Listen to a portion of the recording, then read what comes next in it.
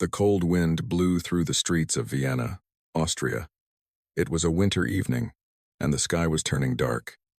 Outside a big shopping mall, an 8-year-old girl sat on a piece of old cardboard. Her name was Maya. She wore a thin jacket that was too big for her small body. There were holes in her shoes, and her feet were cold. In her hands, she held a small plastic cup. There were only a few coins inside. People walked past her without looking. They carried shopping bags full of expensive things. They talked on their phones. They laughed with their friends. But nobody saw the little girl sitting on the ground. Nobody cared about her. Maya watched the people go by. She saw mothers holding their children's hands. She saw fathers carrying their sons on their shoulders. She saw families walking together, happy and warm. Every time she saw this, her heart hurt a little more. She used to have a family too, but that was a long time ago. Maya's mother had died when she was 6 years old. She still remembered her mother's face.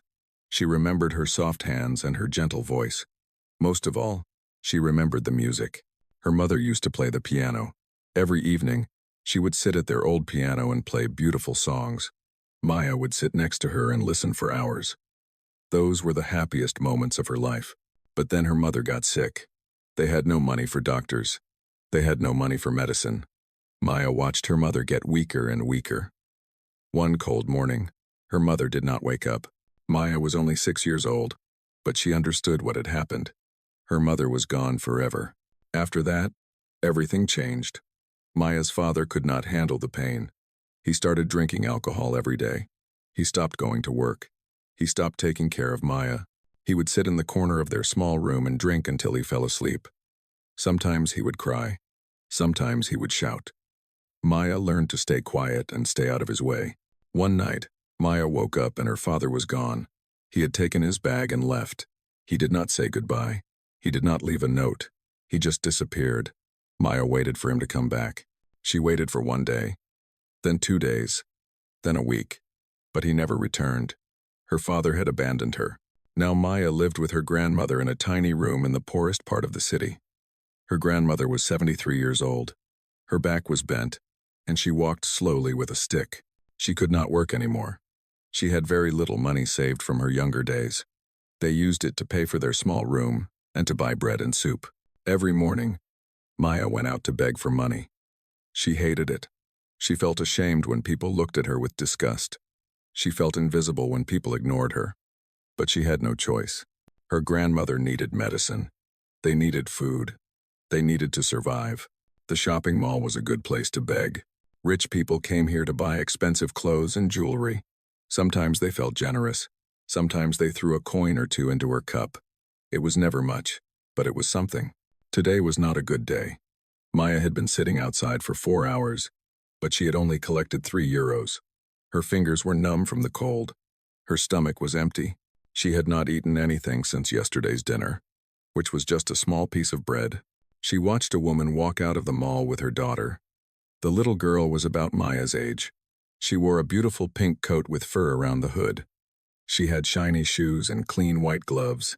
In her hands, she held a new doll that probably cost more money than Maya had seen in her entire life. The little girl looked at Maya. Their eyes met for a moment. Maya saw something in the girl's eyes. It might have been curiosity. It might have been pity. But before anything could happen, the mother pulled her daughter away. "Don't look at her," the mother said in a low voice. "Don't talk to strangers." The girl looked back once more as her mother led her away. Then they got into a big black car and drove off. Maya watched the car disappear around the corner. She wondered what it felt like to have a mother who held your hand. She wondered what it felt like to wear warm clothes and have a full stomach. She wondered what it felt like to be loved. The mall was closing now. The lights inside were turning off one by one. The security guards were asking people to leave. Maya picked up her cardboard and her cup with the 3 coins. She started walking home. The walk was long and cold. Maya passed by many beautiful buildings. She passed by restaurants where people sat eating delicious food. She passed by music shops where guitars and violins hung in the windows. And then she passed by a place that always made her stop. It was the Vienna Music Conservatory. This was one of the most famous music schools in the world. Great pianists and violinists had studied here. The building was old and beautiful. with big windows and tall columns. During the day, Maya could hear music coming from inside. Sometimes it was violins, sometimes it was singing. But in the evening, she could hear pianos. Maya walked to the back of the building.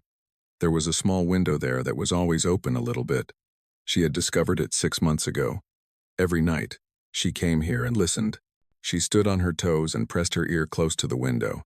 Inside, she could hear students practicing piano. Tonight, someone was playing something slow and sad. Maya did not know the name of the piece, but she knew every note. She had heard it many times. She closed her eyes and let the music wash over her. For a few minutes, she forgot about the cold. She forgot about her hunger. She forgot about her loneliness. There was only the music. The piece ended. Maya opened her eyes. Through the window, she could see a young man sitting at a grand piano. A teacher stood next to him, nodding with approval. They were talking, but Maya could not hear the words. She did not need to hear them.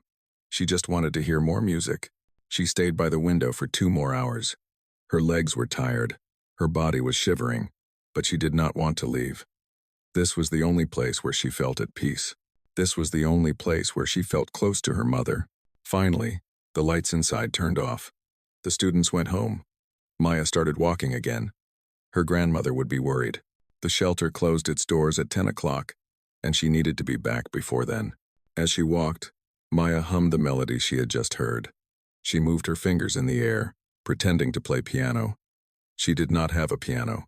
She had never had a lesson, but somehow, she felt like she knew how to play. The music lived inside her. It had always been there, waiting. When she reached the shelter, her grandmother was sitting by the door, waiting. Her old face was full of worry. When she saw Maya, she let out a sigh of relief. "Where were you?" her grandmother asked. "I was so worried. I was listening to music, Grandma," Maya said. At the music school, her grandmother's eyes became soft and sad. She reached out and touched Maya's cheek. Her hand was warm and gentle, just like Maya's mother's hand used to be. "You are just like your mother," her grandmother whispered. She used to listen to music like that too. Before everything changed, Maya looked up at her grandmother. "Will you tell me about her again? About when she used to play?" Her grandmother nodded slowly. They went inside their tiny room. It was cold, but at least it was shelter from the wind. They sat on the small bed they shared, and her grandmother began to tell stories about Maya's mother, about how she was once a student at that very conservatory, about how she won competitions and played concerts, about how poverty and bad luck had taken everything away from her. Maya listened carefully to every word. Someday, she thought to herself, someday, she would play piano too. She did not know how, she did not know when, but deep in her heart, she believed it would happen. Outside, the wind continued to blow. Inside, a little girl dreamed of music. Spring came slowly to Vienna. The snow melted away, and small flowers began to grow in the parks. The days became a little warmer, and Maya did not need to wear her thin jacket all the time, but life was still hard. She still begged for money every day. She still went to bed hungry most nights, and she still listened at the window of the music conservatory every evening. One morning, Maya was walking behind the conservatory on her way to the shopping mall. She always took this route because she liked to look at the building where beautiful music was made. The back of the building had a small alley where they kept the garbage bins. Usually, Maya walked past quickly because the smell was not nice. But today, something caught her eye. Sticking out of one of the garbage bins was something black and white. Maya stopped walking. She looked closer.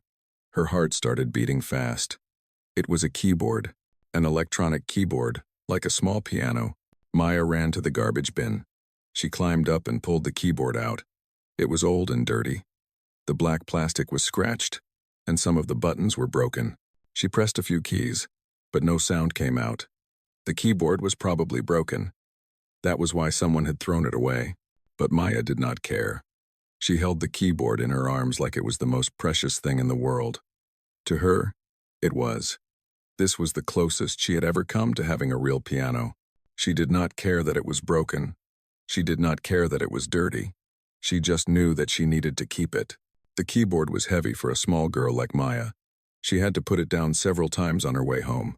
By the time she reached the shelter, her arms were aching. Her grandmother was sitting outside. enjoying the morning sun. When she saw Maya carrying the big keyboard, her mouth fell open. "Child, what is that?" her grandmother asked. "It's a keyboard, Grandma," Maya said, her eyes shining with excitement. "I found it. Someone threw it away. I know it's broken, but I want to keep it. Please, can I keep it?" Her grandmother looked at the dirty, broken keyboard. Then she looked at Maya's hopeful face. She saw something in the child's eyes that she had not seen in a long time. She saw happiness. She saw hope. She saw life. "Of course you can keep it," her grandmother said softly. "Bring it inside." Maya carried the keyboard into their small room. She put it on the floor and knelt down in front of it. She ran her fingers over the keys. They were dusty and some of them were stuck. But Maya did not see a broken, dirty keyboard. She saw her dreams coming true. That night, Maya cleaned the keyboard with an old cloth. She wiped away the dust and dirt until the white keys were almost shiny again. The black keys still had scratches, but they looked much better than before. She pressed the power button many times, but the keyboard stayed silent. It did not matter. Maya would make her own music. She placed her fingers on the keys. She thought about all the music she had heard through the window of the conservatory. She remembered the notes and the melodies. She pressed a key, and even though no sound came out, she could hear the music in her head. She pressed another key, and another. In her mind, beautiful music filled the tiny room. Her grandmother watched from the bed. Tears slowly rolled down her wrinkled cheeks. She remembered watching her daughter do the same thing many years ago. Her daughter had been so talented, so full of dreams. Life had been cruel to her, but the music had never died. And now, it lived on in little Maya. "Your mother would be so proud of you," her grandmother whispered. Maya looked up. "Do you think so, Grandma?" "Grandma, I know so," her grandmother said. "You have her gift. The music is in your blood." From that day on, Maya practiced every single day. She would sit in front of her silent keyboard for hours. She pressed keys that made no sound. She moved her fingers across the keyboard, playing songs that only she could hear. She hummed the melodies as she played. She closed her eyes and imagined she was on a big stage, playing for thousands of people. During the day, she still went out to beg. She sat outside the shopping mall with her small cup. But now, her mind was always on the music. She would move her fingers in the air, practicing the finger movements she had seen through the conservatory window. People who walked by thought she was strange. Some of them laughed at her, but Maya did not care. She was in her own world, a world filled with music. Every evening, she went back to the conservatory window. But now, she watched more carefully.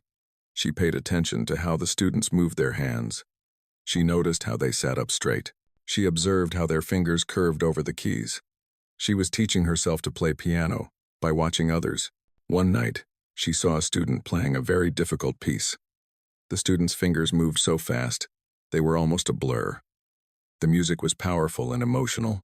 Maya watched with wide eyes, memorizing every movement. When she got home, she sat at her silent keyboard and tried to copy what she had seen. Her fingers were small and weak, but she practiced until her hands hurt. Weeks passed, then months. Maya's fingers became stronger. Her movements became smoother. She could now play many songs on her silent keyboard. Of course, she did not know if she was playing them correctly. She had never heard herself play. She only had the music in her head and the memories of what she had seen and heard. Her grandmother's health was getting worse. The old woman coughed a lot, especially at night. She needed medicine, but medicine was expensive. Maya tried to collect more money from begging, but it was never enough. Some days, she gave her portion of food to her grandmother. Her grandmother refused at first, but Maya insisted. "You need to be strong, Grandma," Maya would say. "You need to get better." One evening, Maya came home to find her grandmother lying in bed, unable to get up. Her face was pale, and her breathing was shallow. Maya felt fear grip her heart. She could not lose her grandmother. Her grandmother was the only family she had left. "Grandma, what's wrong?" Maya asked, rushing to her side. "I am just tired, child," her grandmother said weakly. "Old age is catching up with me." "I will get you medicine," Maya said. "I will find a way." "The medicine costs too much," her grandmother said. "We cannot afford it." "I will find a way," Maya repeated. I promise. That night, Maya did not practice on her keyboard. She sat by her grandmother's bed and held her hand. She thought about what she could do. She could beg more.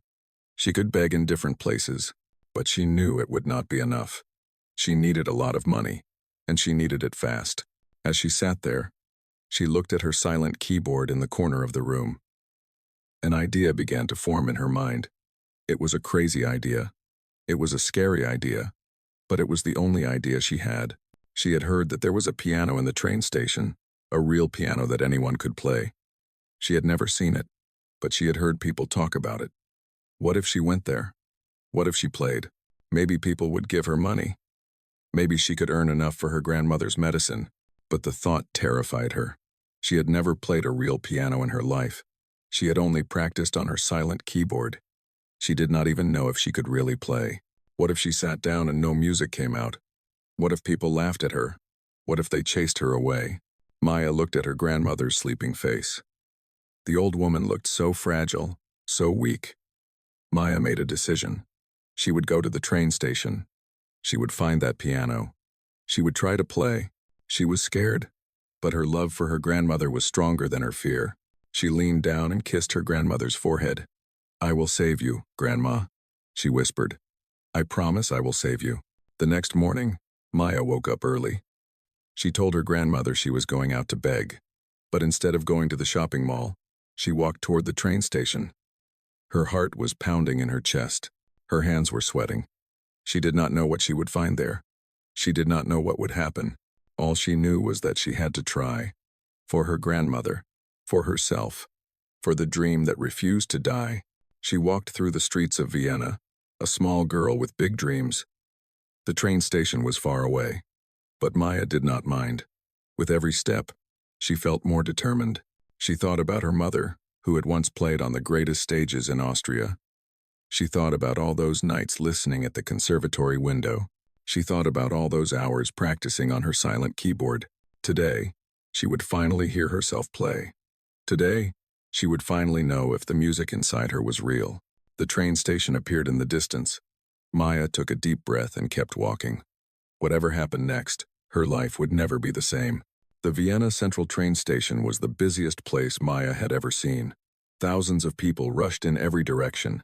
Businessmen in suits hurried to catch their trains. Tourists pulled heavy suitcases behind them. Families waited on benches, children running around their tired parents. The noise was overwhelming. Announcements echoed from speakers. Trains roared as they arrived and departed. People shouted and laughed and talked on their phones. Maya stood at the entrance, frozen. She had never been in such a crowded place before. The shopping mall where she begged was busy, but nothing like this. Here, she felt like a tiny ant in a world of giants. Everyone seemed to know where they were going. Everyone seemed to have a purpose. Everyone except her. She took a deep breath and walked inside. Her eyes searched the huge hall for the piano she had heard about. At first, she could not find it. There were too many people, too many shops, too many things to see. She walked past coffee shops and bookstores. She walked past ticket counters and waiting areas. She was starting to think that maybe the piano did not exist. Maybe it was just a story. Then she saw it. In the middle of the main hall, surrounded by a small open space, stood a grand piano. It was the most beautiful thing Maya had ever seen.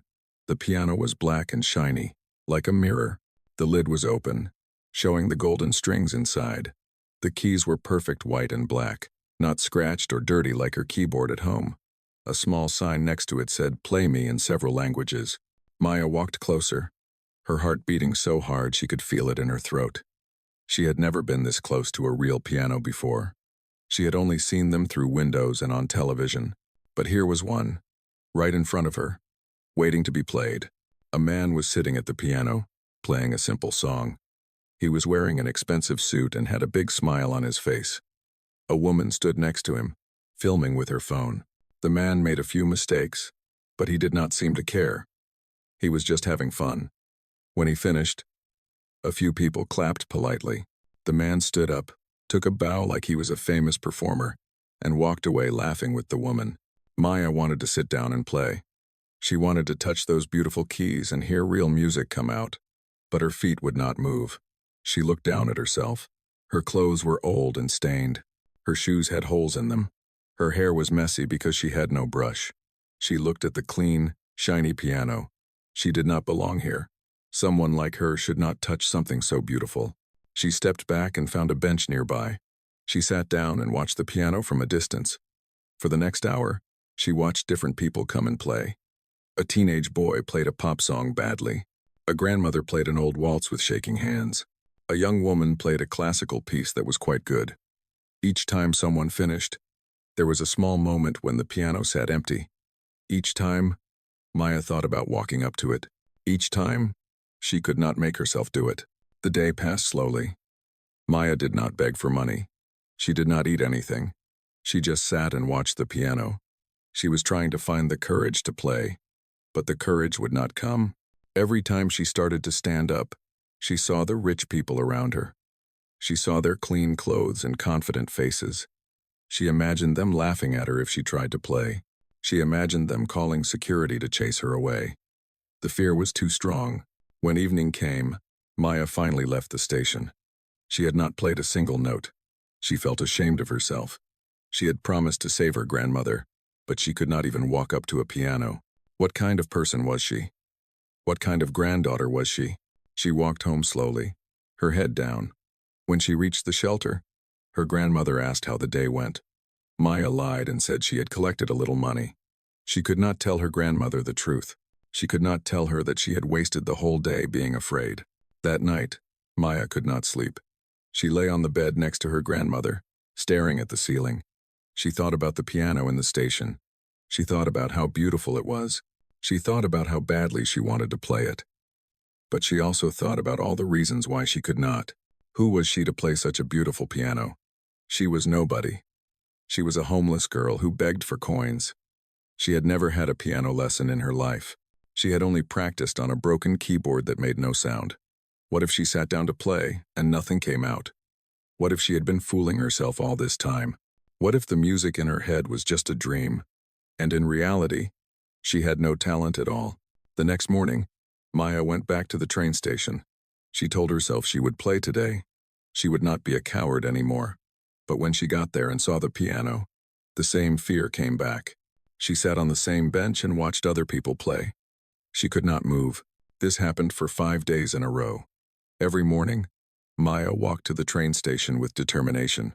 Every day, she sat on the bench and watched. Every evening, she went home without playing a single note. Her grandmother was getting weaker. The medicine was still too expensive, and Maya was still too scared. On the 6th day, something different happened.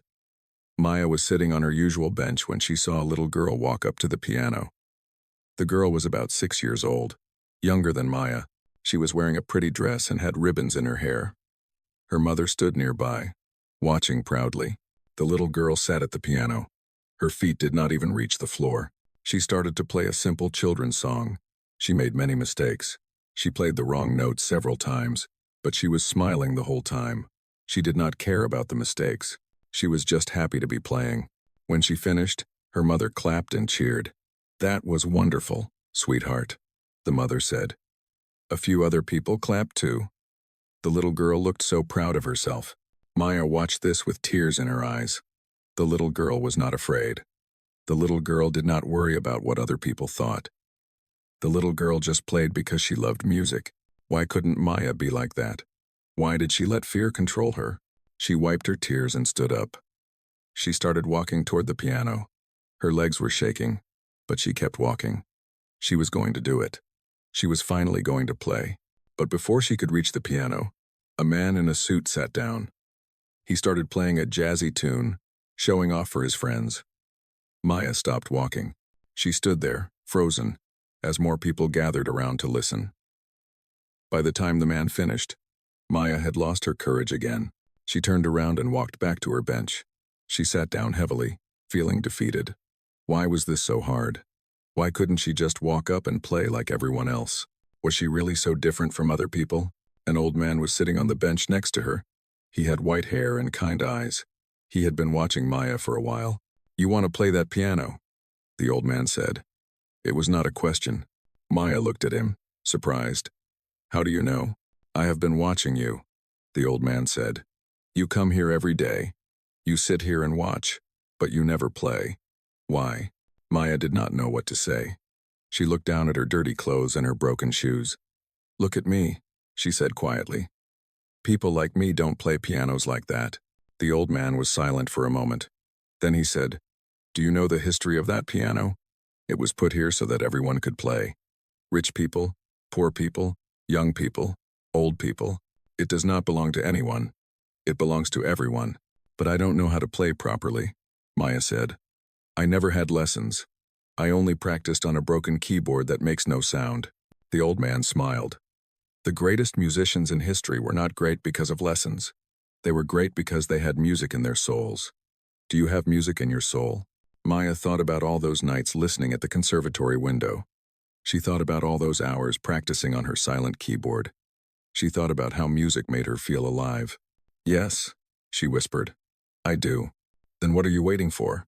The old man asked. The piano is right there. It is waiting for you. Maya looked at the piano. Someone had just finished playing, and it was empty again. The bench was waiting. The keys were waiting. But she still could not move. I'm scared, she admitted. The old man nodded. Being scared is normal. But you know what is the opposite of fear? It is not courage. It is love. If you love music enough, the love will be stronger than the fear. Maya thought about this. She thought about her grandmother, lying sick in their tiny room. She thought about her mother, who had loved music more than anything. She thought about all the beautiful music waiting inside her. Music that had never been heard. Tomorrow, Maya said to herself quietly, tomorrow, I will play. The old man smiled again. I will be here tomorrow, he said. I will listen. Maya nodded and stood up. As she walked out of the station, she felt something new inside her. It was not courage yet, but it was the beginning of courage. Tomorrow would be different. Tomorrow, she would face her fear. She walked home with her head held a little higher. Tomorrow, everything would change. The next day was gray and rainy. Dark clouds covered the sky, and water fell in heavy drops on the streets of Vienna. Most people stayed inside, hiding from the weather. The train station was less crowded than usual. Maya saw this as a good sign. Fewer people meant fewer eyes watching her. Fewer people meant less chance of being laughed at. She walked through the big glass doors of the station. Her clothes were wet from the rain, and her hair stuck to her face. She left wet footprints on the clean floor as she walked. Some people looked at her with disgust. A cleaning lady shook her head and muttered something under her breath. Maya kept her eyes down and kept walking. The piano was there, in its usual spot. It was empty. The rain had kept most of the casual players away. Maya stopped about 10 feet from the piano and stared at it. Her heart was racing. Her hands were trembling. But she remembered what the old man had said. Love is stronger than fear. If she loved music enough, she could do this. She took one step forward, then another, then another. With each step, the piano got closer. With each step, her fear grew stronger. But she did not stop. She kept walking until she was standing right next to the beautiful black piano. Up close, it was even more magnificent than she had imagined. She could see her reflection in the shiny black surface. She looked small and lost, like a wet kitten who had wandered into a palace. She did not belong here, but she was here anyway. Maya reached out her hand. Her fingers were shaking. Slowly, very slowly, she touched one of the white keys. It was smooth and cool under her fingertip. She pressed down gently. A clear, beautiful note rang out. The sound filled the air and echoed through the station. Maya's eyes went wide. It was the most beautiful sound she had ever heard. It was real. The music was real. She pressed another key and heard another note, then another and another. Each note was perfect. Each note was alive. Tears started to form in her eyes. She had spent so many months practicing on a silent keyboard, never knowing if she was doing it right. Now, for the first time, she could hear herself play, and it sounded beautiful. She was about to sit down on the bench when a rough hand grabbed her shoulder. Maya spun around in shock. A large man in a security uniform was glaring down at her. His face was red and angry. "What do you think you're doing?" the security guard demanded. Maya's voice stuck in her throat. She could not speak. She could only stare up at the angry man with wide, frightened eyes. "I asked you a question," the guard said, his grip tightening on her shoulder. What are you doing touching this piano? I wanted to play, Maya managed to whisper. The guard laughed, but it was not a kind laugh. It was a mean, mocking laugh. You? Play piano? Look at yourself. You're dripping water all over the place. You're probably going to steal something. I wasn't going to steal anything, Maya said, her voice shaking. I just wanted to play music. Sure you did, the guard said sarcastically. He started pulling Maya away from the piano. Come on, get out of here. This isn't a place for people like you. But the sign says anyone can play. Maya protested weakly. Anyone decent, the guard snapped. Not dirty street kids who have no business being here. Maya felt like she had been slapped. The guard's words cut deep into her heart. Dirty street kid. Is that what she was? Is that all she would ever be? A woman nearby was watching the scene. She was wearing an expensive coat and carrying a designer handbag. Her daughter stood next to her, about the same age as Maya. The woman pulled her daughter closer, as if Maya was dangerous. This is why we can't have nice things in public, the woman said loudly. These homeless people ruin everything. They should put a fence around that piano. Maya heard every word. Each word felt like a knife. She wanted to explain that she was not trying to ruin anything. She wanted to tell them about her mother and her silent keyboard and all those nights at the conservatory window. But no words would come out. She could only stand there, being dragged away by the security guard, while people watched and judged. Then she heard laughter. A group of teenage boys was standing near a coffee shop. They had been watching the whole scene. One of them had his phone out and was recording everything. Hey, look at this, one boy said to his friends. This dirty little girl thinks she can play piano. The other boys laughed. One of them pretended to play piano in the air, making his movements clumsy and stupid. They were making fun of her. You? Play this piano? That's a joke. The first boy shouted at Maya. His friends burst out laughing again. One of them zoomed in with his phone camera, recording Maya's face. Her wet hair, her dirty clothes, her frightened eyes. They were recording everything. Maybe she'll play with her toes, another boy said. Or maybe she'll bang her head on the keys. More laughter. More cruel words. More phones came out. More people started recording. Maya felt like the whole world was watching her, judging her, laughing at her. The security guard finally let go of her shoulder. Get out of here, he said. And don't come back. Maya did not need to be told twice. She turned and ran. She ran as fast as her tired legs could carry her. She ran past the laughing teenagers. She ran past the judging woman. She ran past all the people who saw her as nothing more than a dirty street kid. She ran until she burst out of the station doors and into the rain. She did not stop running. The rain poured down on her, mixing with the tears that were streaming down her face. She could not tell which was which anymore. She ran through the streets, not caring where she was going. She just needed to get away. Away from the cruelty. Away from the shame. Away from the dream that had just been shattered into a million pieces. Finally, she reached a bridge over the river. She stopped running and leaned against the railing. Her lungs were burning. Her legs were aching. Her heart was broken. She looked down at the dark water below. The rain made ripples on the surface. Maya cried harder than she had ever cried in her life. She cried for her mother who was gone. She cried for her father who had abandoned her. She cried for her sick grandmother who she could not save.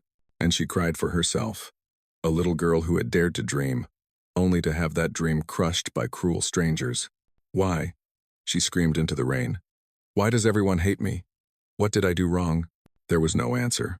Only the sound of the rain and the rushing water below. Maya stayed on that bridge for a long time. She did not know how long. Hours, maybe. The rain continued to fall, and she continued to cry. Finally, when she had no more tears left, she started walking home. Her feet moved automatically. Her mind was numb. She felt empty inside, like someone had scooped out everything that made her Maya and left only a hollow shell. When she reached the shelter, her grandmother was awake, waiting for her. The old woman took one look at Maya's face and knew something terrible had happened. Child, what's wrong? Her grandmother asked, reaching out her thin arms. Maya collapsed into her grandmother's embrace. She did not tell her what happened. She could not say the words out loud. She just held on to her grandmother and let the last of her tears soak into the old woman's shoulder. It's all right, her grandmother whispered, stroking Maya's wet hair. Whatever it is, it will be all right. But Maya did not believe her. How could anything be all right? The world was cruel. People were cruel. Dreams were just lies we tell ourselves to make the pain easier. There was no hope for someone like her. There never had been. That night, Maya did not practice on her silent keyboard. She did not hum any melodies. She did not move her fingers in the air. She just lay on the bed next to her grandmother and stared at the ceiling. The old man at the station had said he would be there to listen. He was probably still waiting. He was probably wondering why she never came to play. But Maya knew she would never go back to that station. She would never touch that piano again. She would never play music again. The dream was dead. The cruel strangers had killed it, or so she thought. But somewhere deep inside her, in a place she could not see or reach, a tiny spark still glowed. It was weak and small, almost invisible, but it was there. And one day, when she had nothing left to lose, that spark would grow into a flame that no one could put out. But that day had not come yet. Tonight, there was only darkness and pain and the sound of rain falling on a broken world. 3 days passed after the incident at the train station. Maya did not leave the shelter. She did not go out to beg. She did not visit the conservatory window. She just sat in the corner of their tiny room, staring at nothing. The light had gone out of her eyes. The music had gone silent in her heart. Her grandmother watched her with growing worry. The old woman was getting weaker every day. Her cough was worse now, and she could barely stand without help.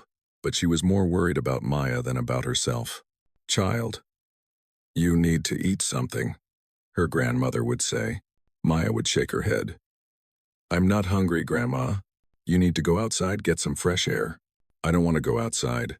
Tell me what happened. Let me help you." But Maya would not talk about it. She could not. The shame and humiliation were too fresh, too painful. Every time she closed her eyes, she saw the faces of those laughing teenagers. She heard the cruel words of the security guard and the wealthy woman. She felt the weight of all those judging eyes. On the morning of the 4th day, Maya woke up to a terrible sound. Her grandmother was coughing violently, gasping for air. Maya jumped out of bed and rushed to her side. Her grandmother's face was gray and covered in sweat. Her hands were shaking badly. "Grandma! Grandma, what's wrong?" Maya cried. Her grandmother could not answer. She could only cough and wheeze. Maya had never seen her this bad before. She was terrified. She ran outside and called for help.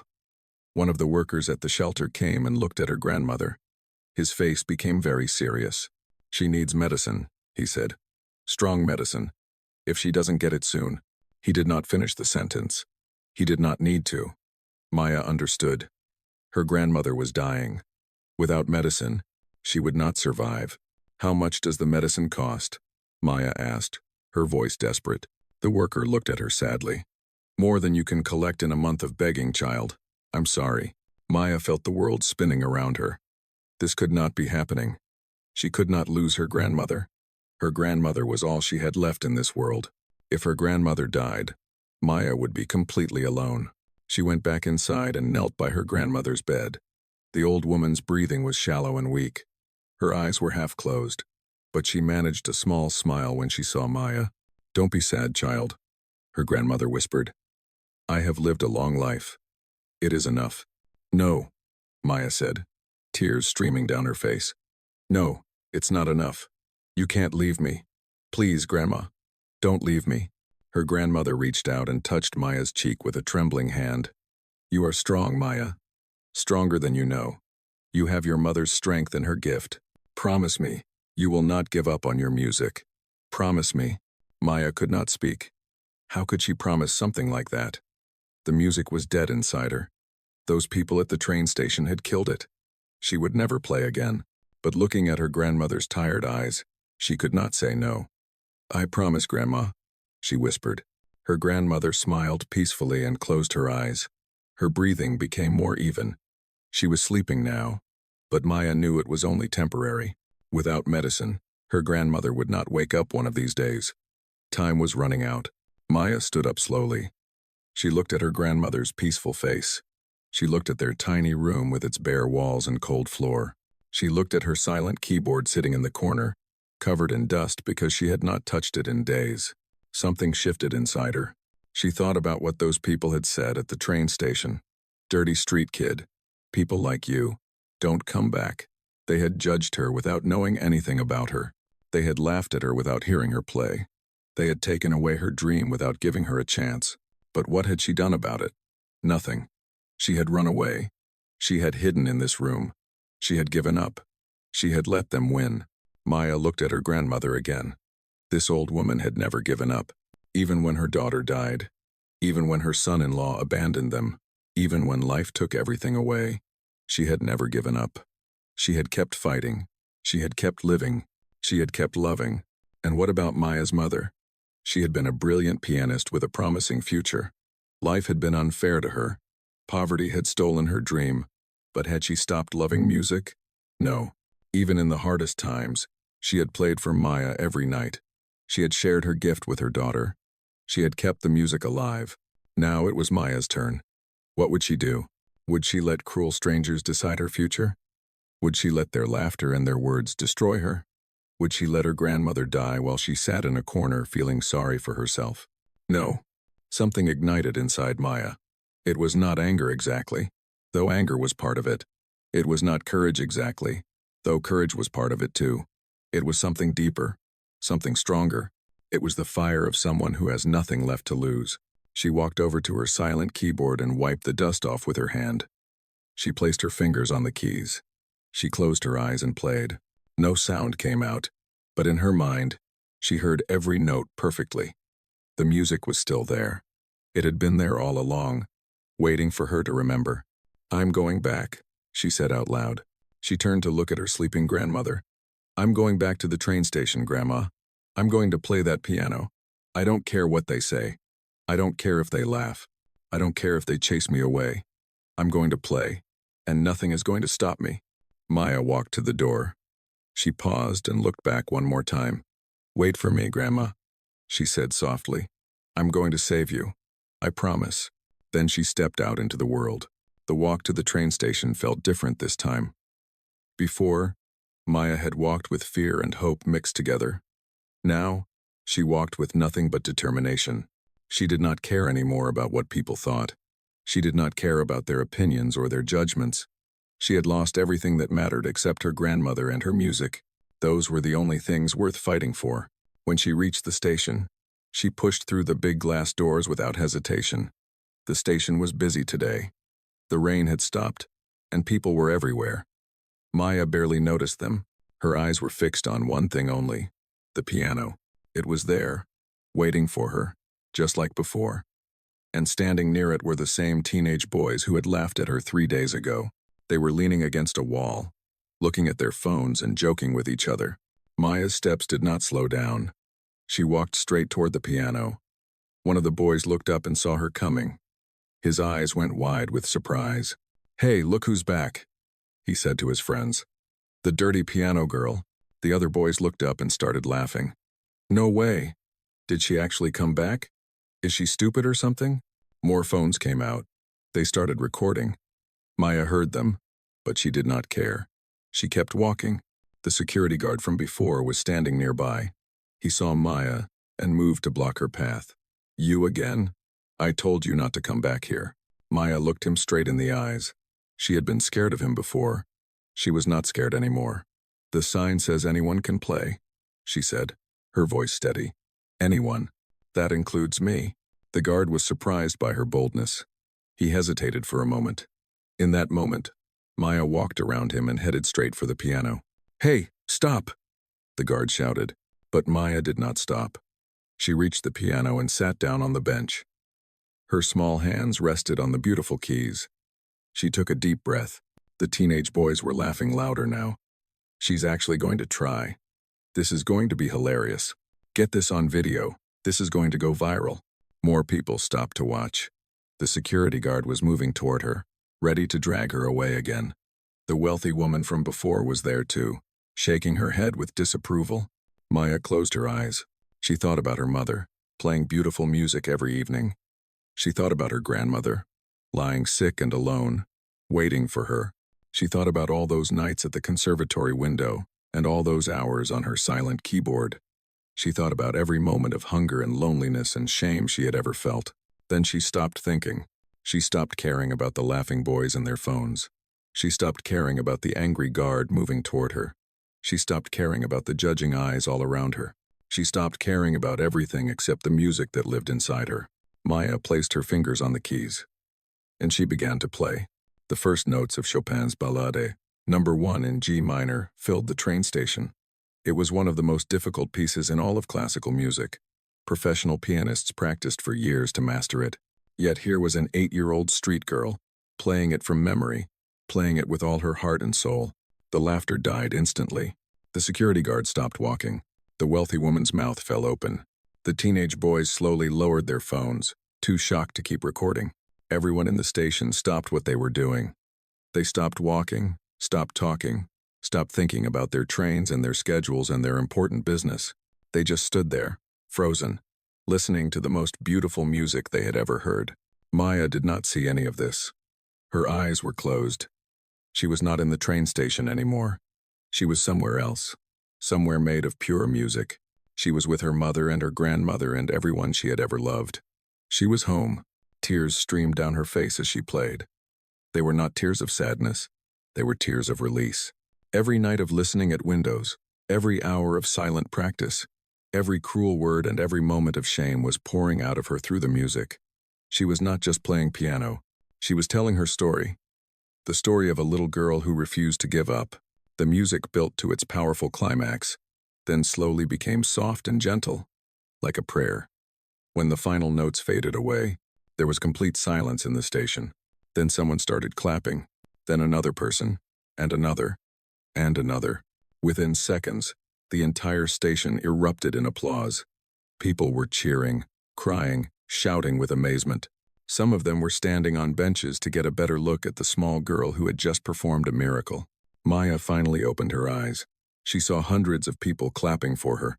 She saw tears on their faces.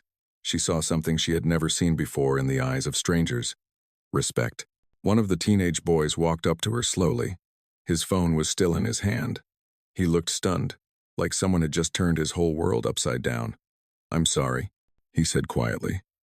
"I'm so sorry for what I said. That was the most incredible thing I've ever heard." Maya looked at him. 3 days ago, this boy had crushed her spirit. But now, looking at the shame and wonder on his face, she felt no anger. She felt nothing but the warmth of the music still glowing inside her. "It's okay," she said simply. The security guard was standing at the edge of the crowd.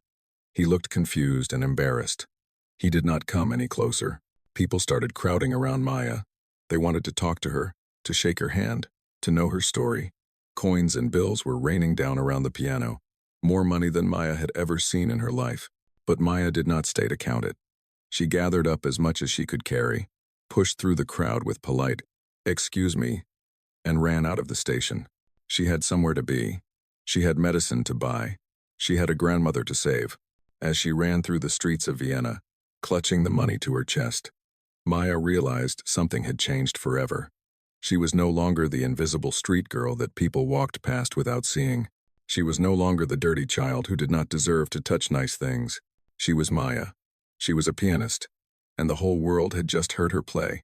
Behind her, in the train station, the teenage boy was uploading a video to the internet. His hands were still shaking from what he had witnessed. He did not know that this video would change Maya's life forever. He did not know that millions of people around the world would soon see what he had just seen. All he knew was that he had watched a miracle, and he needed to share it with everyone. He clicked upload and typed a caption. "We made fun of this homeless girl and then this happened." The video began to spread, and Maya's story was just beginning. Maya ran through the streets of Vienna with the money pressed against her chest. Her heart was pounding, but not from fear this time. It was pounding with hope. She had enough money now. She could buy the medicine. She could save her grandmother. The pharmacy was closing when she arrived. The lights were already dimming, and a worker was locking the door. Maya banged on the glass with her small fist. "Please," she shouted. "Please, I need medicine. My grandmother is dying." The worker looked at her through the glass. He saw a small, dirty girl with wild eyes and messy hair. For a moment, Maya thought he would turn her away, just like everyone else always did. But something in her face must have touched him. He sighed and unlocked the door. "What do you need?" he asked. Maya told him the name of the medicine. The worker raised his eyebrows. It was expensive, very expensive. He looked at the crumpled bills and coins in Maya's hands. "Let me count that," he said. Maya held her breath as he counted the money. It took a long time. There were so many coins, so many small bills that people had thrown into the piano area. When he finished counting, the worker looked at her with surprise. "You have enough," he said. "Just barely, but you have enough." Maya could have cried with relief. The worker went to the back and returned with a small box of medicine. He handed it to Maya, along with the few coins that were left over. "I hope your grandmother gets better," he said kindly. Maya thanked him and ran out of the pharmacy. She ran all the way home, holding the medicine like it was made of gold. When she burst into their tiny room, her grandmother was still lying in bed, pale and weak. But she was alive. "Grandma, I got the medicine," Maya said breathlessly. "You're going to be okay." Her grandmother opened her eyes slowly. She looked at the medicine box in Maya's hands, then at Maya's flushed, excited face. "How?" she whispered. "How did you get money for this?" Maya sat down on the bed and took her grandmother's hand. "I played piano, Grandma. At the train station. I played the piano, and people gave me money." Tears formed in her grandmother's tired eyes. "You played? You really played?" "Yes, Grandma. I played the Chopin piece, the one I always practiced on my keyboard. People listened. They clapped. They gave me money." Maya's voice was shaking with emotion. "I did it, Grandma. I finally did it." Her grandmother squeezed her hand weakly. "I knew you could. I always knew. Your mother would be so proud." Maya gave her grandmother the medicine with some water. Then she sat by the bed and held her hand until the old woman fell asleep. For the first time in days, her grandmother's breathing sounded better. The color was slowly returning to her cheeks. The medicine was working. Maya stayed awake all night, watching over her grandmother. She thought about what had happened at the train station. She remembered the shocked faces of the people. She remembered the silence that had fallen when she started to play. She remembered the applause and the tears and the coins raining down around her. For the first time in her life, Maya felt like she mattered. She was not invisible anymore. People had seen her. They had heard her. They had recognized that she was more than just a dirty street girl. What Maya did not know was that while she sat by her grandmother's bed, something extraordinary was happening on the internet. The video that the teenage boy had uploaded was spreading like wildfire. It had started with just a few views, then a few hundred, then a few thousand. By midnight, it had reached 100,000 views. People were sharing the video with comments like, "This made me cry," and "I can't believe this is real," and "Who is this girl?" News websites were picking up the story. Journalists were trying to find out the identity of the mysterious child pianist. By morning, the video had 2 million views. By noon, it had 5 million. By evening, it had crossed 15 million and was still climbing. The whole world was watching an 8-year-old homeless girl play Chopin like a master. Maya knew nothing about this. She did not have a phone or a computer. She did not know what the internet was or how videos could spread around the world in hours. She only knew that her grandmother was getting better. And that was all that mattered. The next morning, Maya went out to beg as usual. She needed to get more money for food and for more medicine when this box ran out. She walked to her usual spot outside the shopping mall and sat down with her cup. But something was different today. People were looking at her strangely.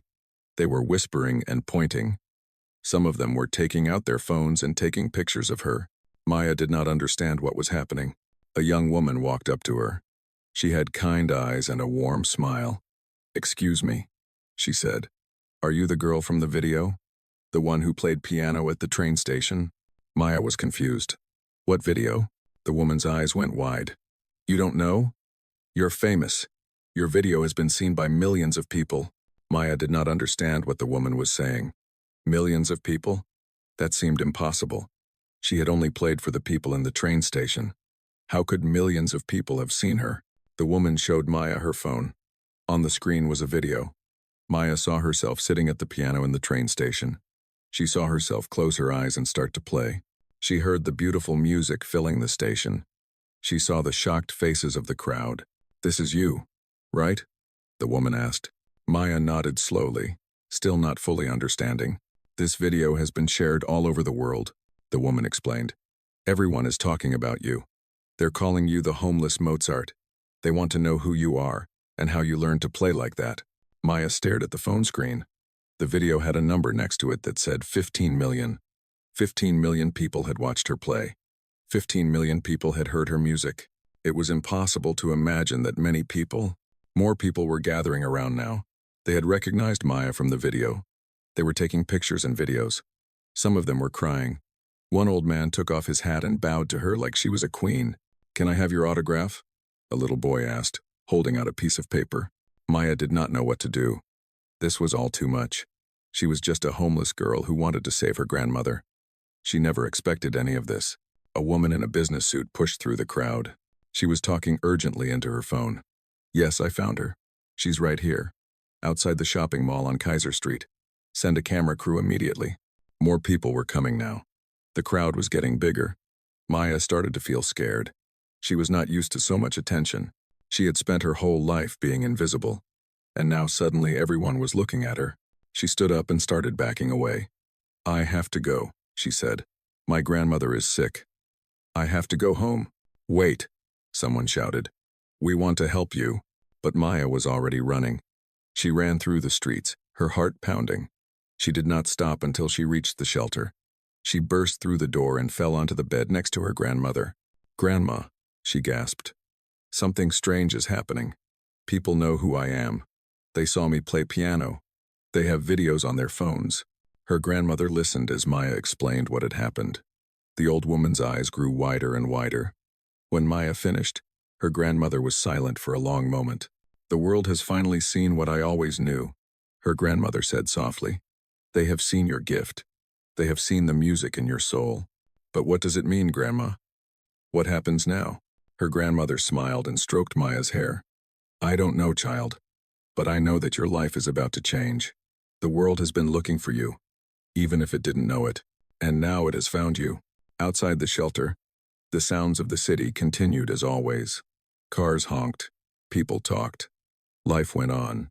But inside that tiny room, a grandmother and her granddaughter held each other and waited for whatever was coming next. They did not have to wait long. The next morning, there was a knock on the door.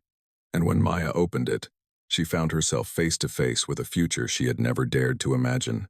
The knock on the door came early in the morning, before the sun had fully risen. Maya was still half asleep when she heard it. Her grandmother was resting peacefully, her breathing much better now thanks to the medicine. Maya got up quietly and walked to the door. When she opened it, she found a woman standing there.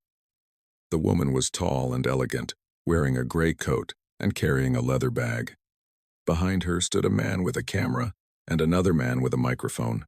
They were from a television station. "Are you Maya?" the woman asked gently. Maya nodded, suddenly feeling very aware of her messy hair and wrinkled clothes. "My name is Clara Fisher. I'm a journalist. The whole country is looking for you, Maya.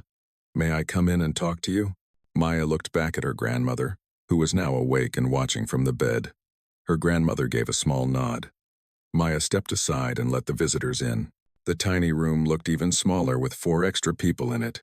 Clara looked around at the bare walls, the single bed, the broken keyboard in the corner. Her eyes were sad, but she kept her voice professional and kind. "Maya, your video has been seen by over 20 million people now," Clara said.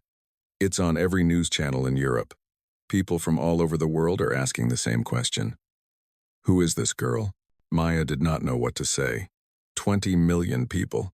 She could not even picture what that many people looked like. It was more than the entire population of some countries. Clara sat down on a small wooden chair and leaned forward. "Can you tell me your story, Maya? How did you learn to play piano like that?" Maya looked at her grandmother again.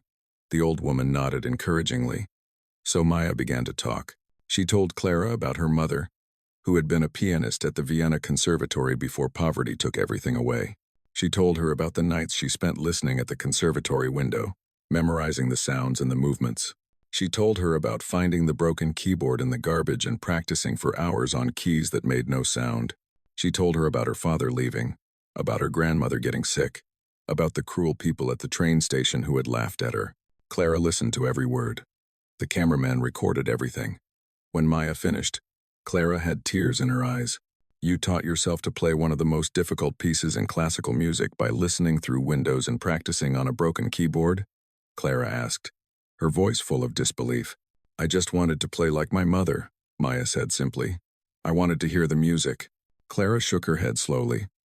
Maya, do you understand how remarkable that is? Professional pianists train for decades to play the way you played in that station, and you did it without a single lesson, without even a working instrument. Maya did not think of herself as remarkable. She had just done what she needed to do. She had practiced because she loved music. She had played at the station because she needed to save her grandmother. There was nothing special about that. But Clara saw it differently. And so did the rest of the world. The interview was broadcast that evening on national television. Within hours, it had spread to international news channels. Maya's story was being told in English, French, German, Spanish, Chinese, and dozens of other languages. The little homeless girl from Vienna had become a global phenomenon. People reacted in powerful ways. Some cried watching her story. Some donated money to help homeless children in Vienna. Some shared messages of support and admiration. The video of her playing at the train station continued to climb, passing 30 million views, then 40 million. Famous musicians began to share the video with their own comments. A celebrated pianist from London wrote on social media, I have been playing for 40 years. This child plays with more soul than I ever will. She is a once-in-a-generation talent. A famous conductor in Berlin said, this is not just talent. This is something deeper. This is music in its purest form.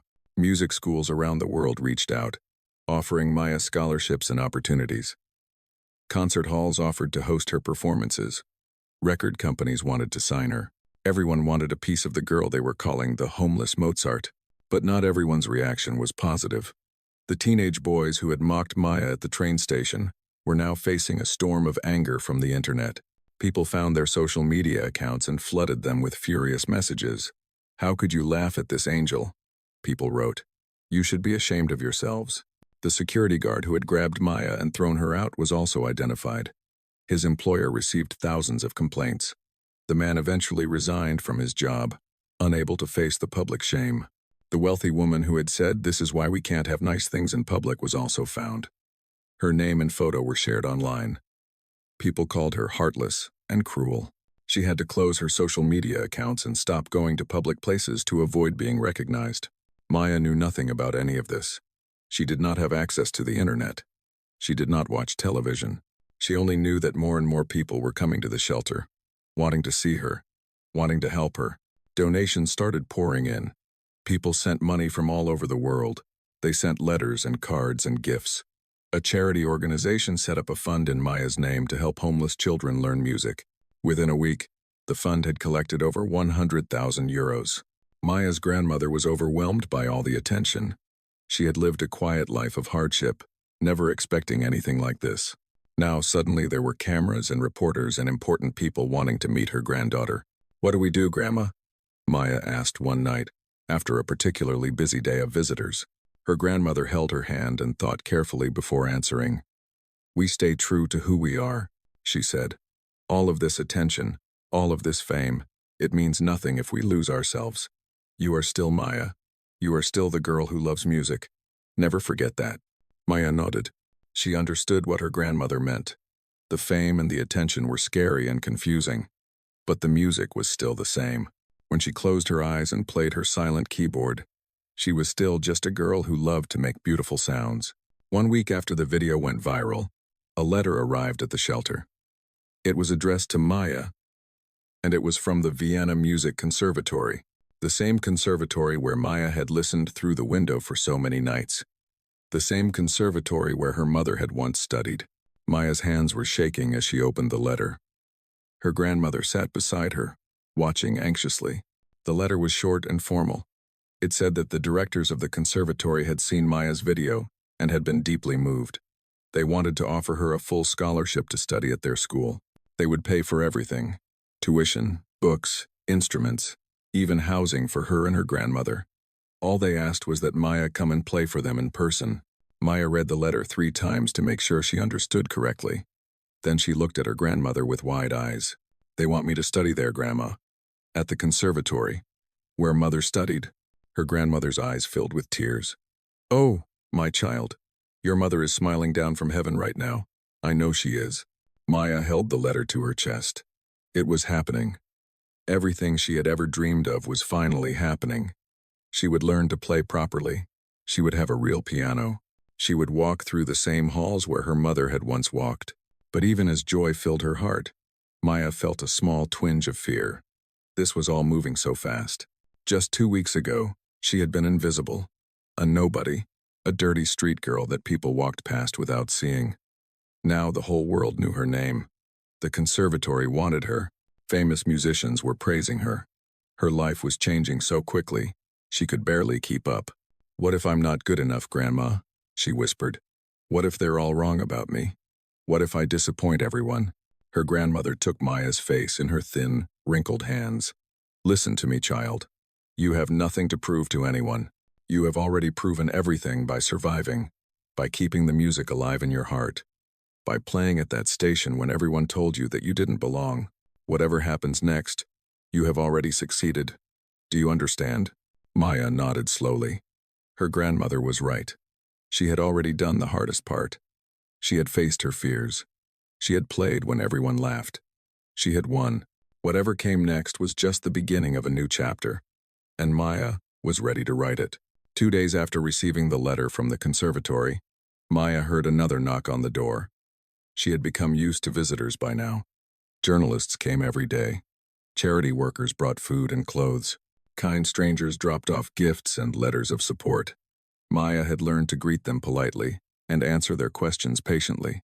But when she opened the door this time, she froze. Standing outside was a group of people unlike any she had seen before.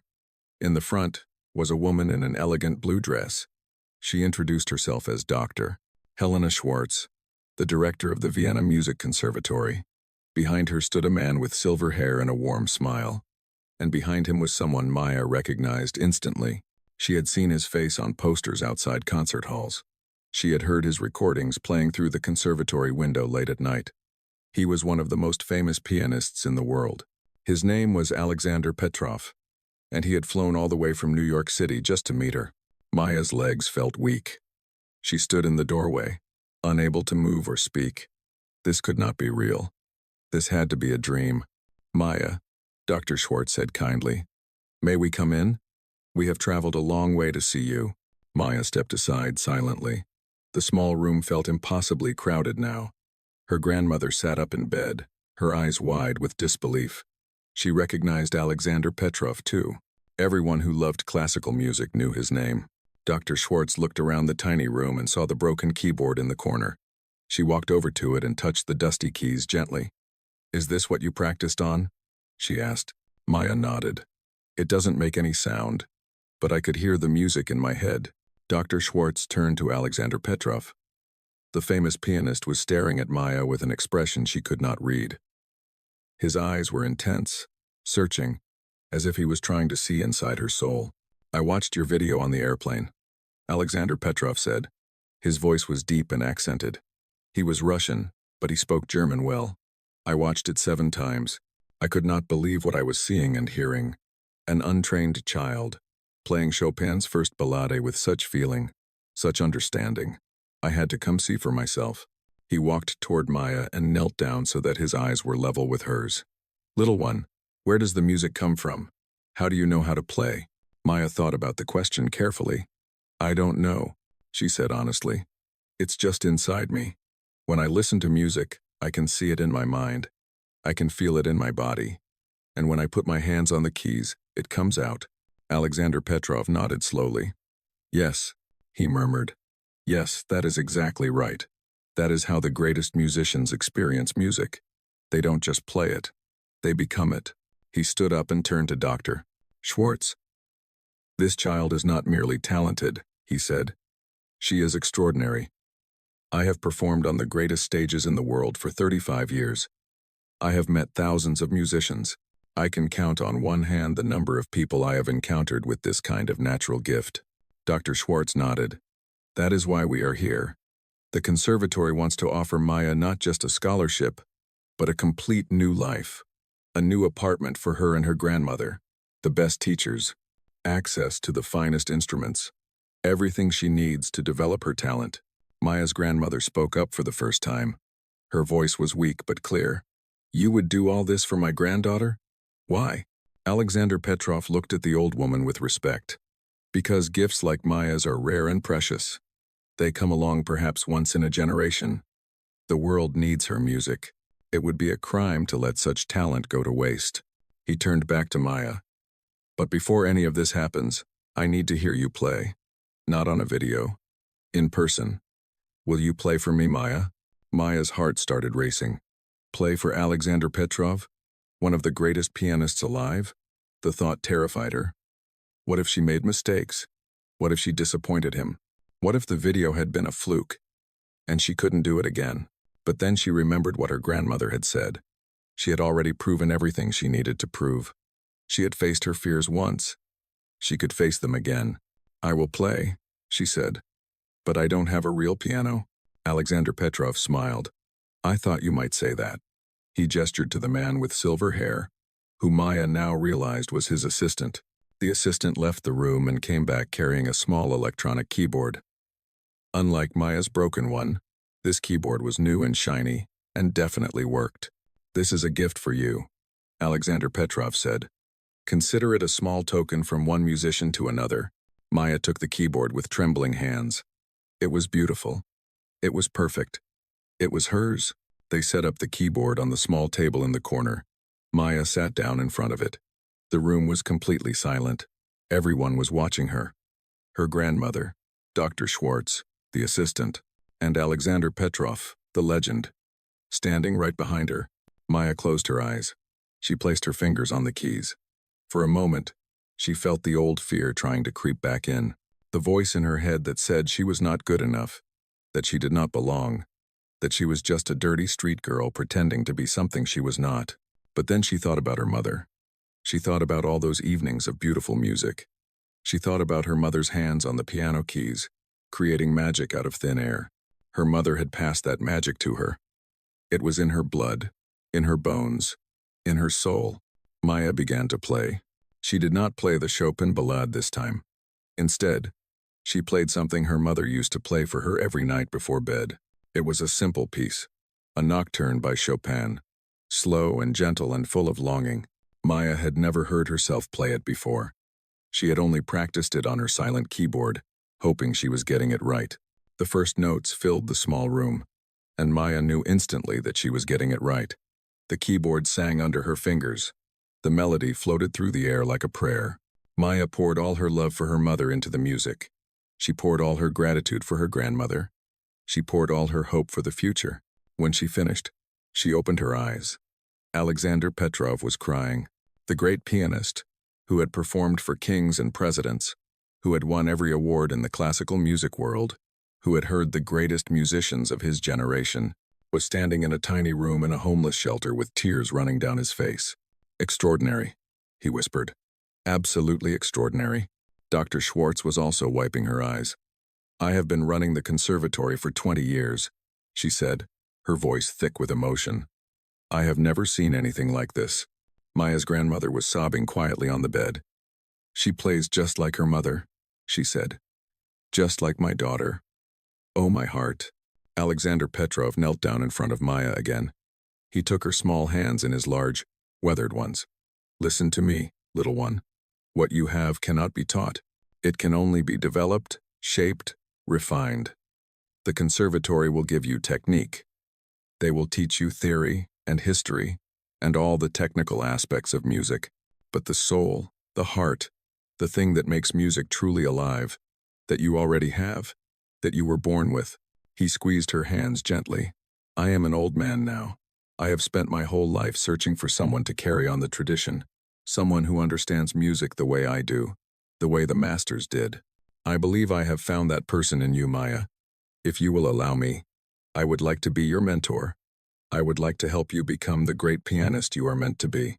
Maya stared at him in disbelief. Alexander Petrov wanted to be her mentor? The Alexander Petrov? It was too much.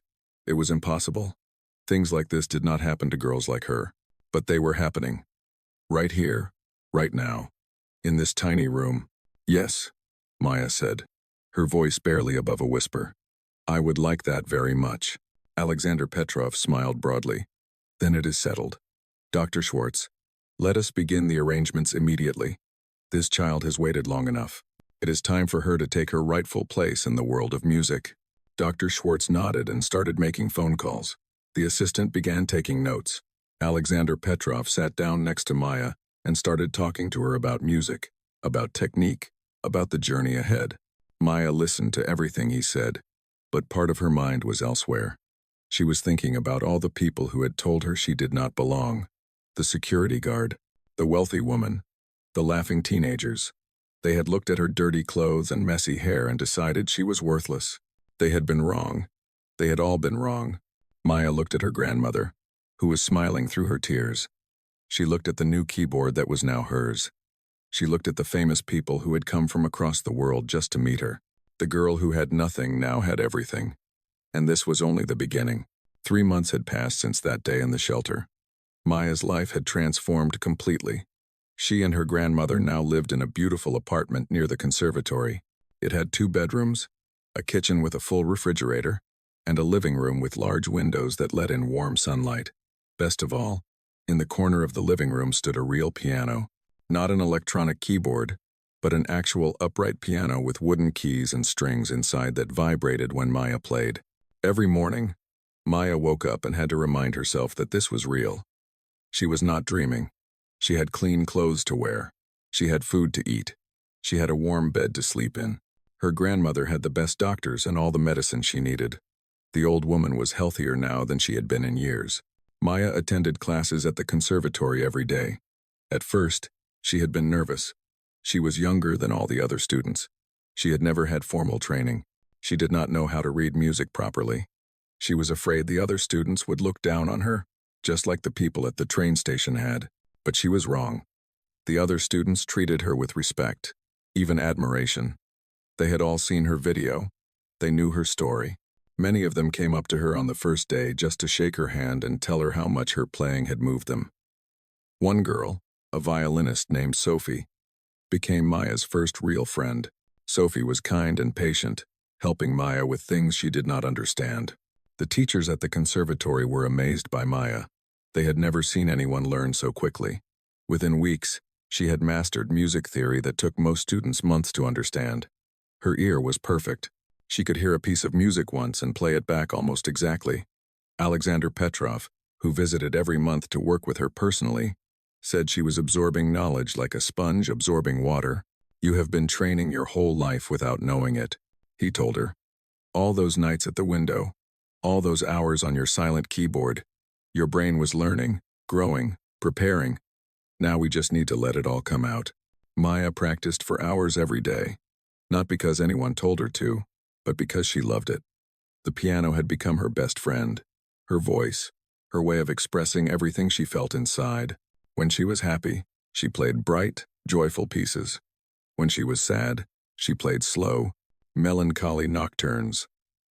The music was always there, always waiting for her. The world had not forgotten about Maya. Her story continued to spread. Newspapers and magazines wrote articles about her. Television shows wanted to interview her. People recognized her on the street and asked for photographs. A documentary filmmaker was making a movie about her life, but Maya tried not to let the attention change her. Her grandmother reminded her constantly to stay humble, to remember where she came from, to never forget the people who were still struggling the way they had once struggled. Maya donated much of the money that came into charities that helped homeless children. She visited shelters and hospitals to play piano for people who were sick or alone. She never turned down a chance to help someone in need. One day, Dr. Schwartz called Maya into her office. The director had exciting news. The Vienna State Opera, one of the most famous concert halls in the world, wanted Maya to perform. It would be a special concert to celebrate young musical talent. Other young musicians from the conservatory would also perform, but Maya would be the headliner. The concert was 3 months away. Maya felt a mixture of excitement and terror. The Vienna State Opera. Her mother had performed there once, long ago, before everything fell apart. Now Maya would stand on the same stage where her mother had stood. It was like a dream coming true and a nightmare beginning at the same time. What if I fail? Maya asked Dr. Schwartz. What if I'm not ready? Dr. Schwartz smiled kindly. Maya, you were ready the moment you sat down at that piano in the train station. Everything since then has just been refinement. You will not fail. You will shine. The 3 months of preparation flew by. Maya practiced harder than ever. Alexander Petrov came to Vienna and worked with her every day for the final 2 weeks. He helped her choose the pieces she would play. He taught her how to handle the pressure of performing on a big stage. He shared stories of his own early concerts and the mistakes he had made. Everyone gets nervous, he told her. Even me, even after all these years. The trick is to use the nervousness, to let it fuel you instead of paralyze you. When you step onto that stage, you are not performing for the audience. You are sharing a gift with them. Remember that. And you will be fine. The night before the concert, Maya could not sleep. She lay in her bed, staring at the ceiling, thinking about everything that had happened. 1 year ago, she had been sitting on a cardboard box outside a shopping mall, begging for coins. Now she was about to perform at the Vienna State Opera. How was this possible? How had a homeless girl with no training, no resources, no hope become someone that the world wanted to hear? Maya did not know the answer. She only knew that music had saved her. Music had lifted her out of the darkness and carried her to the light. The day of the concert arrived. Maya put on a beautiful blue dress that had been made especially for her. A stylist did her hair, which was now clean and shiny and fell in soft waves around her face. When she looked in the mirror, she barely recognized herself. She looked like a princess from a fairy tale. Her grandmother sat in a chair nearby, watching with tears in her eyes. "You look just like your mother," she said. The night she performed at the opera, she wore a blue dress too. You have her eyes, her smile, her grace. She is with you tonight, Maya. I know she is. Maya hugged her grandmother tightly. Thank you, Grandma, for everything, for never giving up on me, for keeping me alive when I wanted to give up. Thank you for saving my life. Her grandmother replied. That night when you played at the station, you were not just playing for money. You were playing for me. I heard every note. I felt every emotion. Your music healed me as much as any medicine. A car came to take them to the opera house. Maya looked out the window as they drove through the streets of Vienna. She saw the shopping mall where she used to beg. She saw the train station where she had played on that fateful day. She saw the streets she had walked, cold and hungry and alone. Now she was riding in a warm car, wearing a beautiful dress, on her way to perform at the greatest concert hall in the country. The contrast was almost too much to bear. Maya felt tears forming in her eyes. When they arrived at the opera house, Maya was overwhelmed. The building was magnificent, with golden decorations and crystal chandeliers and red velvet everywhere. Thousands of people were streaming in, all dressed in their finest clothes. Many of them pointed and whispered when they saw Maya. They knew who she was. They had come to see her. Maya was taken backstage to prepare. She peeked through the curtain and saw the enormous auditorium, 2,000 seats, and every single one was filled. In the front row, she spotted Alexander Petrov. Next to him sat Dr. Schwartz and the other teachers from the conservatory. Her friend Sophie was there too, smiling and waving. And then Maya saw something that made her heart stop. In the third row, sitting together, were 3 young men. She recognized them instantly. They were the teenage boys who had laughed at her at the train station, the ones who had recorded her humiliation and turned it into a viral video. Maya's first instinct was anger. How dare they come here? How dare they show their faces after what they had done? But then she looked more closely. The boys were not laughing now. They were not mocking her. They were sitting quietly, holding programs in their hands, looking nervous and ashamed. Dr. Schwartz appeared beside Maya.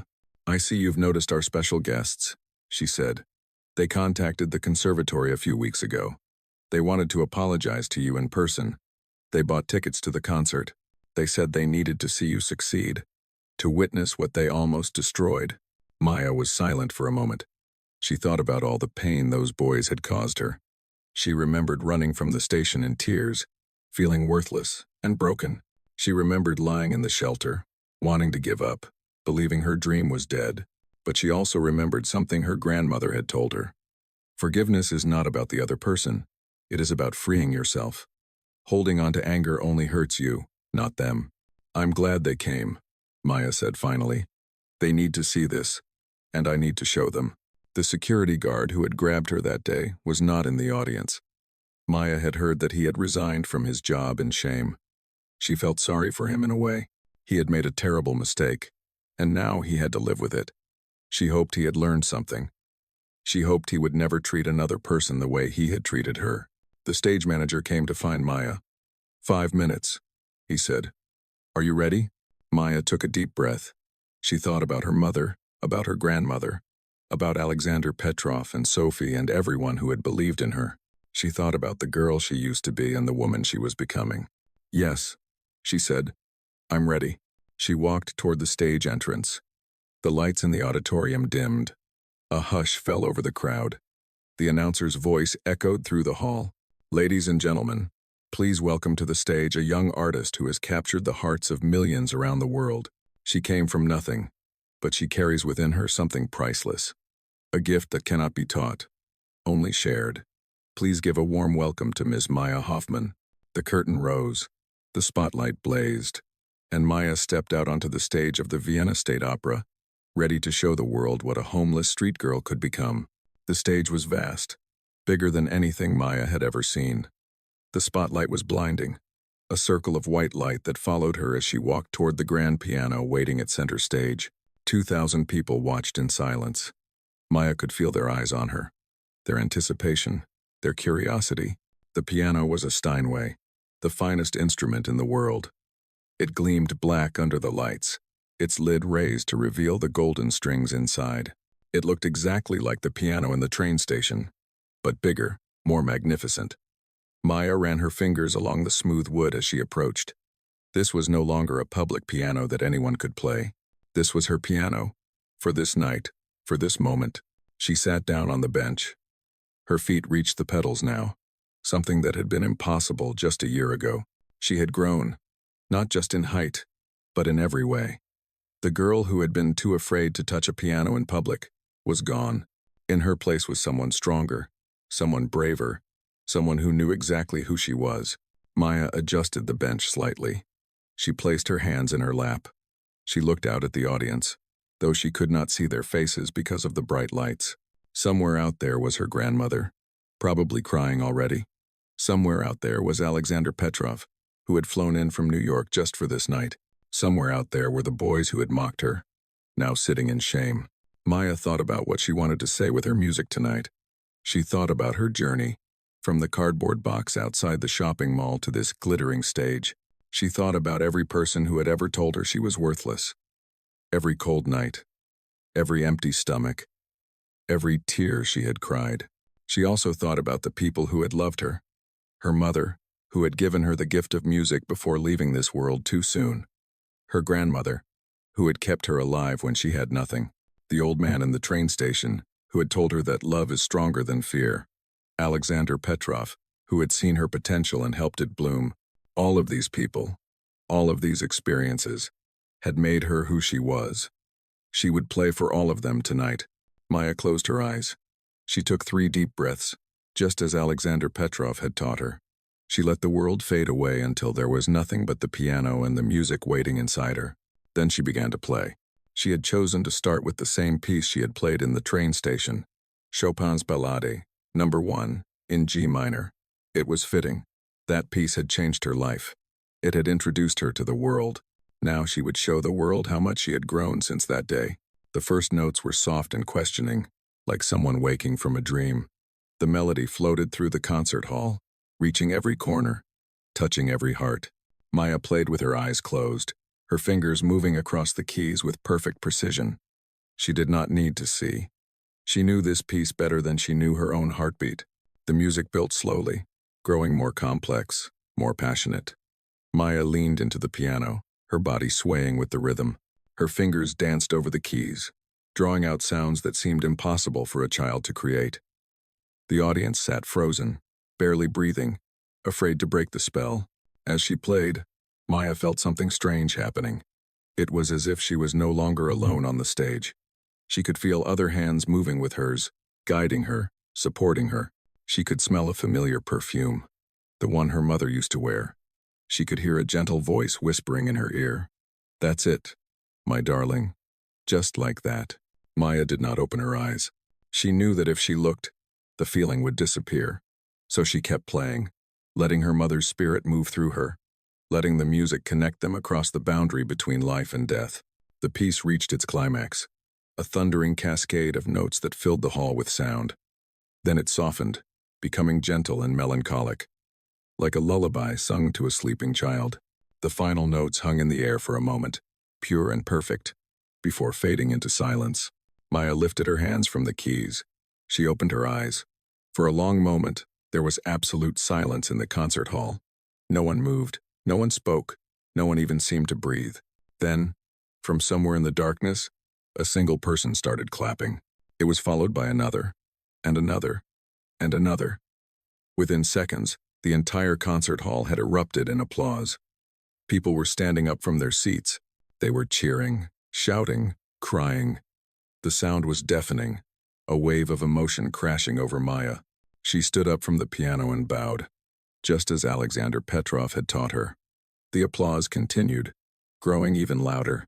People were throwing flowers onto the stage. Someone shouted, "Bravo," over and over again. Maya looked out at the audience. Her eyes had adjusted to the lights, and now she could see faces. She saw her grandmother in the front row, sobbing with joy, supported by Dr. Schwartz. She saw Alexander Petrov on his feet, clapping harder than anyone, tears streaming down his face. She saw her friend Sophie jumping up and down with excitement, and she saw the 3 teenage boys, standing with everyone else, clapping with hands that shook. One of them was crying. Another had his head bowed, unable to look at her. The third met her eyes for just a moment before looking away in shame. Maya did not feel anger toward them anymore. She did not feel hatred or resentment. She felt something else entirely. She felt gratitude. Strange as it was, those boys had given her a gift. Their cruelty had pushed her to her breaking point, and at her breaking point, she had discovered something inside herself that she never knew existed. A strength, a fire, a refusal to let anyone decide her worth. If they had not laughed at her, she might never have found the courage to play. Their mockery had been the spark that ignited her flame. Maya smiled, not at the boys specifically, but at the universe that had brought her here. Everything that had happened, good and bad, had led to this moment. Every tear, every struggle, every heartbreak, had been preparing her for tonight. She had more pieces to play. She performed works by Mozart, Beethoven, and Liszt. She played a piece by a modern composer that showcased her technical skill. For her final piece, she played the Nocturne by Chopin that her mother used to play for her every night. When she finished, the entire audience was in tears. The concert lasted over an hour. When it was finally over, Maya stood at center stage, surrounded by flowers, bathed in light, listening to the endless applause. She had done it. She had really done it. After the concert, there was a reception backstage. Important people came to meet Maya and shake her hand. Critics told her she was the greatest young talent they had ever heard. Record company executives offered her contracts. Concert halls from around the world invited her to perform. Maya thanked them all politely, but she was not interested in talking to important people. She pushed through the crowd until she found her grandmother, who was sitting in a chair, still crying. Maya knelt down and took her grandmother's hands. "How did I do, Grandma?" Her grandmother laughed through her tears. "How did you do? Child, you were magnificent. Your mother would be so proud." "I am so proud. I felt her tonight," Maya said quietly. "When I was playing, I felt her with me." Her grandmother nodded, not surprised. She was there. I felt her too. "She has always been with you, Maya. She never left. She lives on through your music." Alexander Petrov approached them, his face glowing with emotion. "Maya, what you did tonight was not just a performance. It was a statement. You told the world that talent and passion cannot be kept down by poverty or prejudice. You showed everyone that greatness can come from anywhere." He put his hand on her shoulder. "I have been playing piano for 50 years. Tonight I learned something new. Thank you." Maya did not know what to say. She had never imagined that she could teach anything to someone like Alexander Petrov, but she supposed that was the magic of music. It did not care about age or experience or fame. It only cared about truth, about emotion. about connection. Later that night, after all the guests had left, Maya stood alone on the empty stage. The lights were dim now, the seats empty. The grand piano sat silent, waiting. She walked over to it and sat down one more time. She ran her fingers over the keys without pressing them. She thought about everything that had happened since that rainy day when she had first tried to touch the piano in the train station. They had laughed at her. They had mocked her. They had told her she did not belong. But she had not listened. She had kept going. She had faced her fears and proven them all wrong. Maya pressed a single key. A clear, beautiful note rang out through the empty hall. It echoed off the walls and faded slowly into silence. That note represented everything. It was the sound of hope, the sound of dreams, the sound of a little girl who refused to give up. Maya smiled and stood up. She walked off the stage and into the wings, where her grandmother was waiting. "Ready to go home?" her grandmother asked. Maya looked back at the piano one more time. Then she took her grandmother's hand. "Yes, Grandma. Let's go home." They walked out of the Vienna State Opera together, a grandmother and her granddaughter, their footsteps echoing in the quiet night. Above them, the stars shone bright in the clear sky. Maya had started her life with nothing. No parents, no home, no future. But she had been given one gift, one precious gift that could not be taken away, the music inside her soul. And with that gift, she had changed everything. The girl who had nothing now had the whole world listening. And this was only the beginning of her story. As they walked through the streets of Vienna, Maya hummed softly to herself. It was a simple melody, the first song her mother had ever taught her. The notes floated up into the night sky, carried by the wind, spreading out across the city and beyond. Somewhere, in a small shelter on the other side of the city, another child was listening. A child with nothing, with no hope, with dreams that seemed impossible. That child heard the distant music and felt something stir inside, and so the gift passed on, as it always did. From one heart to another, one generation to the next, an endless river of music flowing through time. Maya's story had ended, but somewhere, another story was just beginning.